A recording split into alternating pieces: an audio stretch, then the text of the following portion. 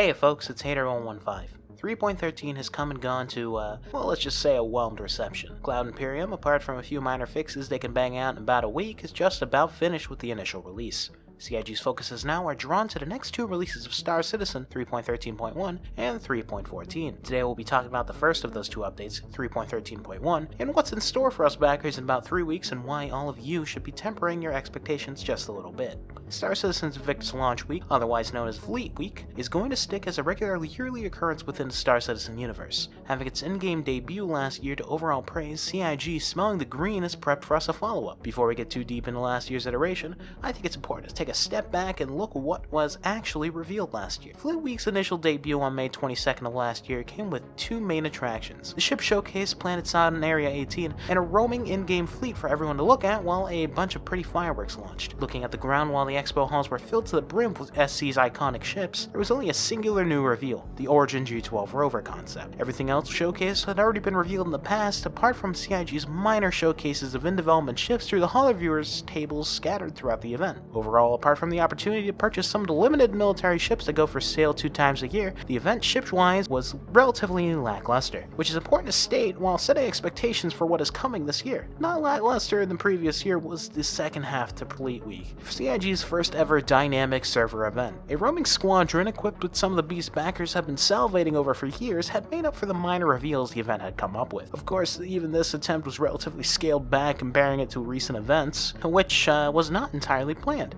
According to someone I had spoken to internally, the event was planned to have planetary flybys done by the 999 Squadron as seen in the trailers for Invictus. However, this and a couple other minor features were scrapped as the clock was ticking on what was, according to this developer, supposed to just be a minor event. That finally leads us into Fleetweek 2021, supposedly taking place a bit earlier this year according to one of my sources. Fleetweek's festivities will yet again be a 10-day showcase of various manufacturers beginning on May 18th of this year. However, it's entirely possible for the date to move farther back due to technical delays, but I am inclined to trust this date as from what I've heard, they got cracking on this year's festivities a bit earlier than this year than the year prior, especially seeing that CIG is not in the middle of transitioning into a work-from-home environment. Now, to be completely honest with y'all, we've not locked down 100% on what's going down during Fleet Week this year in terms of the new goodies. We've had 2 ships come in from 2 different sources, so we'll just throw them out there and see what sticks. The first ship is the concept vessel we've mentioned recently, named within the files, the Crusader Achilles Starbomber. We've not gained any new information on the vessel besides a confirmation of its existence internally, so if you want to learn more about that, click on the video link on the top right of the screen. While I can confirm its existence, I cannot confirm its presence at the event. While the next ship, I have been told, will be there, an unnamed RSI ship we'll just call the RSI Odin. I'm just kidding. Details are sparse save for these few items. Number 1, it is not the Black Widow as described in lore. Number 2, it's described as a light fighting vessel, similar in look to the X-Wing from Star's War. And number 3, it's a concept sale, just like the Starbomber. Yeah, I know, bummer it's not a flight-ready ship, but CIG has some more coming down the line later on in the year, so don't fret, your wallets will find a way to be opened. What is not planned for the event is the 400i. This ship, while practically finished, has been in somewhat of a polishing limbo, with no dev I've talked to being able to give me any sort of solid status or release date. The interior and exterior are practically finished, but due to a whirlwind of unfortunate circumstances, it continues to be pushed back. First pushed back from 3.12 due to Xeno threat, then again pushed back due to the numerous delays of 3.13, this Origin ship cannot catch a break. Visually though, the model remains practically the same with some minor improvements. While I can't show you any of these new images that are in my possession, I can sum them up as the ship becoming overall smoother. Intakes have been made to be less standard and far more sleek, while the ship itself has been given more texture overall that isn't just smooth white. I will note that apart from these minor changes, the ship is practically identical to what you've seen in the past. Moving on from the obligatory 400i segment, we move on to the obvious. Both the Starlifter and the Nova tank will become flyable to come this event. CIG doesn't feel the need to muddy the waters with an additional flyable ship other than these two, knowing that these two will sell well enough. Apart from these two big old beauties, well, briefly mention the possibility of in-game representations of ships in development. While the Holo viewer is the likely avenue for most, if not all, the ships that are not flyable at the event, I have been informed of the possibility that the 2 following ships will have an in-game representation similar to 300i rework in years past: the Constellation Taurus and the Redeemer.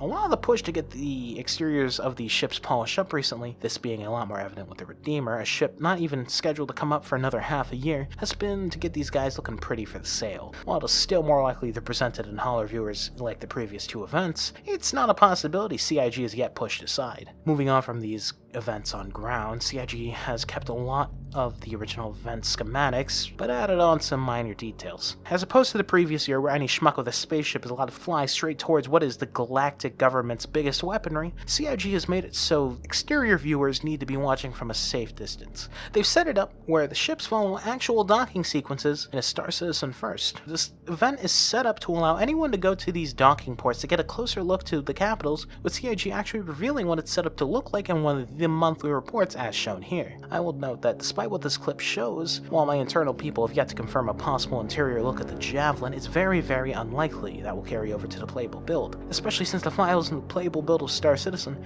have no such interior setups even slightly set up for Fleetweek assets. Apart from what I've mentioned already, Fleetweek has been told to play out basically the exact same as last year, both ground and space. Even DefenseCon is making a return. The scrapped ideas of the past remain scrapped, as unfortunate as it is, and that about wraps up all there is to say on the event. However, stay tuned as we cover additional details that are likely to arise from the files. Everything mentioned is subject to change, with me likely missing some crucial details. CIG has some very strong segregation between teams, and with some folks not really knowing what's going on in the grand scheme.